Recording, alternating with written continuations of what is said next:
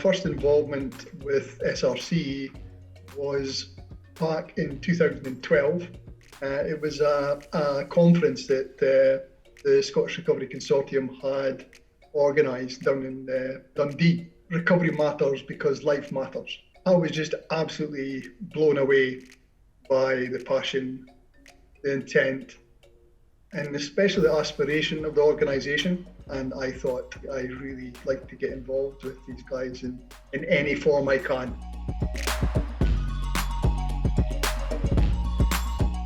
I got involved with the SRC in quite a few different levels. When I was still in treatment, I was involved in the recovery walk, but I was also involved in receiving training from the SRC. So they opened up so many doors for me. I'll always be eternally grateful for all the support that I've had.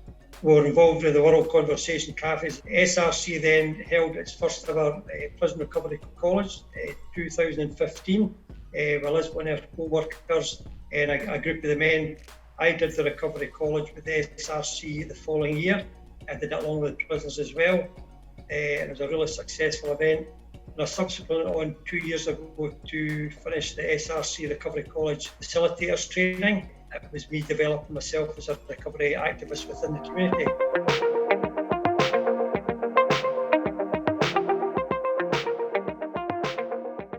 At that very start, our aim was effectively to try and ensure the very bold vision of the 2008 Road to Recovery strategy was implemented.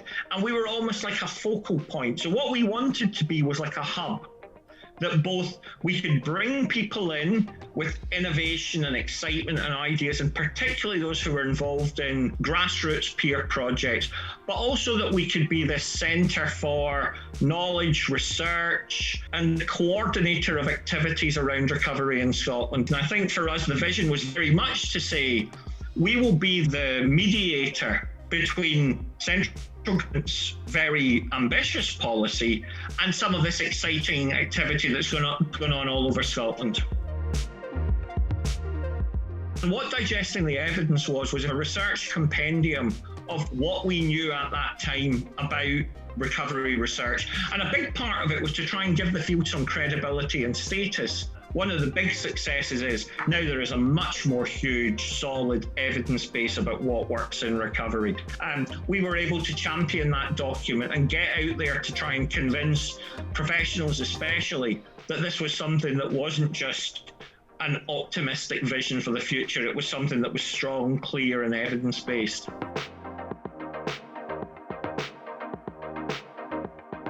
We wanted to put the lived experience at the heart of the work done. Nothing about us without us. And the second thing was to change the narrative around addiction as a terminal, life-threatening problem that nobody's going to get better from. That narrative is simply flying in the face of reality. And there was at the same time a whole body of new research coming through that was trying to say that this is not what actually happened. And the third thing we needed to do was change the means by which we were talking about policy and the means by which we were engaging with communities.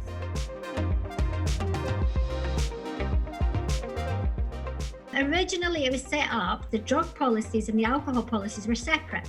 So this was funded by the Drug Policy Unit, and originally the Road to Recovery was a drug policy. But by and large, the process of addiction and the process of recovery is similar for alcohol as it is for drugs, as it is for codependency, as it is for gambling addiction, relationship addiction. We said, well, can we not just call it recovery? And it's like recovery from everything.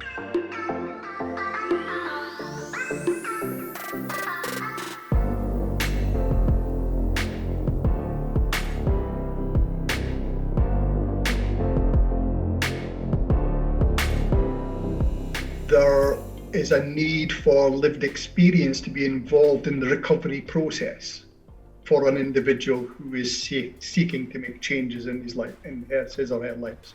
I think it inspires people, it shows people that where they've been, that there's hope that can move on to newer ground. There's a vitally important and very necessary and hugely beneficial part of that process that should involve lived experience, working in collaboration with clinical and professionals.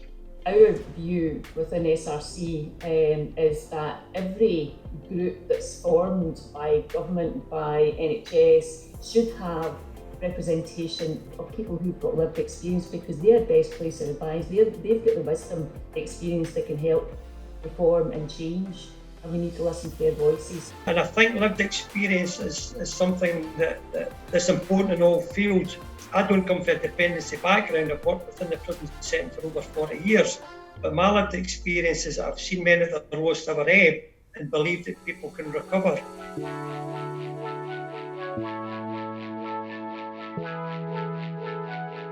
Recovery College is an intensive, educative, formative programme to refine and liberate the activism of people who are in early recovery so that they can be prepared and supported in setting up their own recovery activities in their own community. So by the end of the Recovery College, I think everybody goes back to their own recovery communities, probably a kind of a light turned on inside them. They're ready to go back and be much more a recovery activist themselves and encourage other people.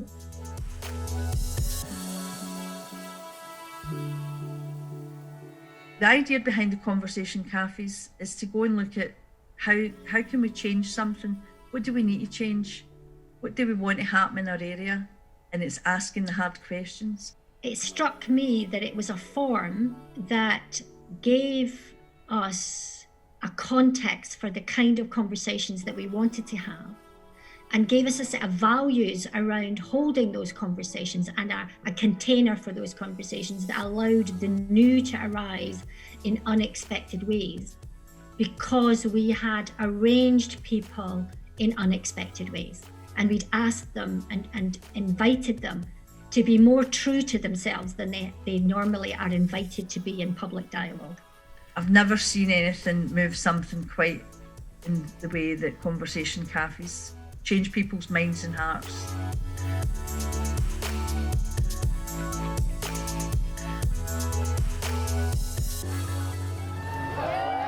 Good morning.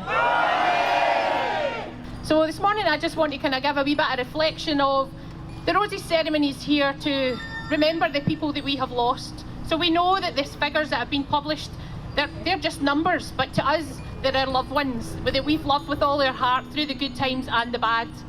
So remember those feelings are there, but go out, have a great time, have a really fun time, and really celebrate the life that your loved one had.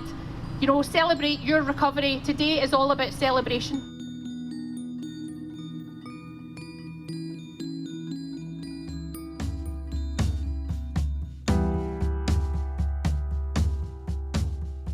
My most memorable moment was Recovery Walk, where we walked through George Square and we met the independence movement with all of the beautiful Scottish flags.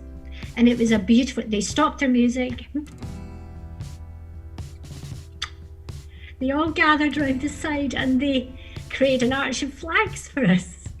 It was just beautiful. And they all came across with their banners and their big flags, and it was like a tunnel of Scottish flags and everything, and they were all clapping and were shaking hands and everything. And walking through that, it was just like, oh, it just filled my heart.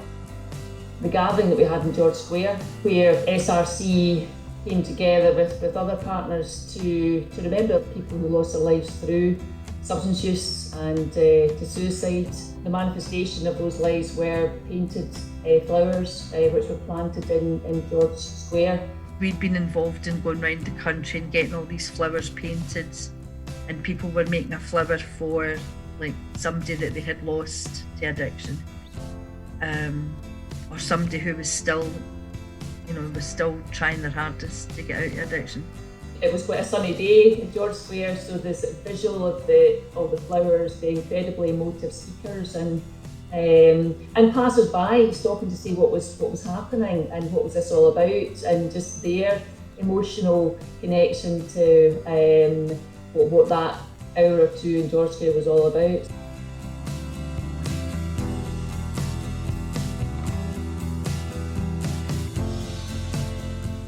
I'm alive today not through my own efforts, but through yours. I'm alive because of you. Recovery has become more visible, and the voices of recovery have become more polished and more connected with the voices and the actions of policymakers. So we've got a lot more direct linkage. What has been an enormous change, an enormous success, has been that continuing growth, status and credibility of grassroots lived experience organisations. They have coalesced and grown, kind of nurtured a lot of that work. They've linked and coordinated them, which is very important. They've embedded them within a kind of rights model and a rights framework, which I think has also been particularly beneficial. And crucially, I think they've managed to give lived experience organisations a voice.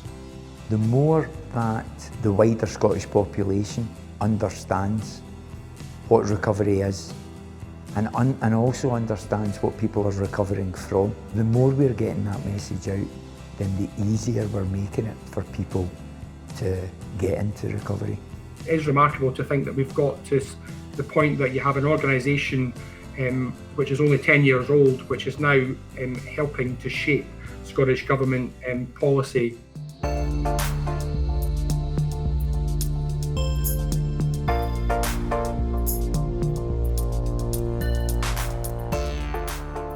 But where we are now, there's a real opportunity looking to the future to say, can we build genuine new ways of doing things, not just new outcomes, but can we co-produce communities using the principles and processes of recovery-oriented systems of care? And I think one of the things that the team at the SRC have done is they are now global leaders in this area of lived experience recovery organisation, and how to give them a voice and how to give them credibility and a seat at the policy making table.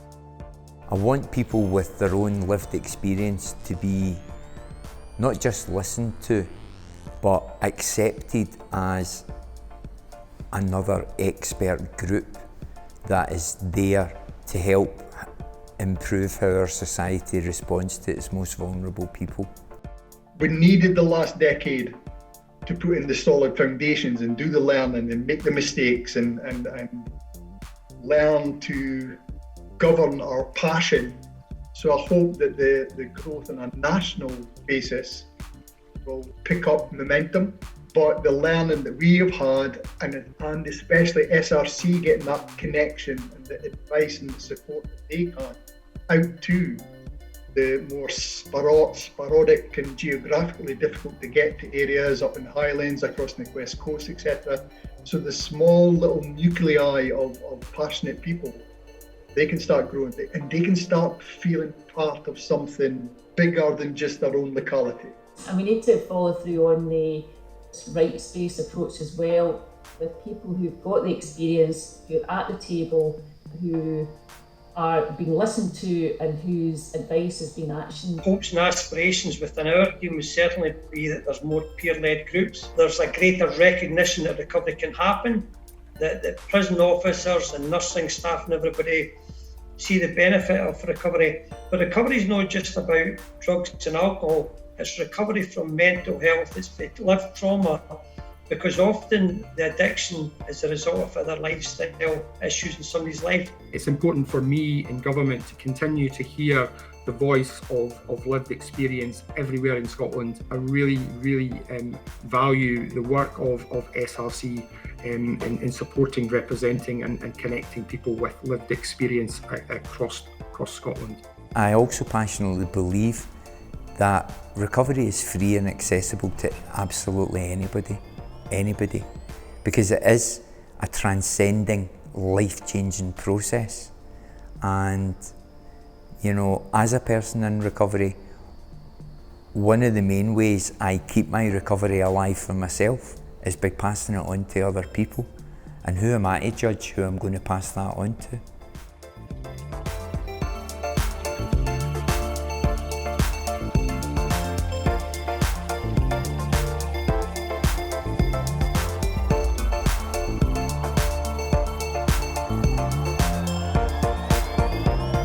I would offer SRC team as it stands just now, they will achieve everything that we are hoping to do.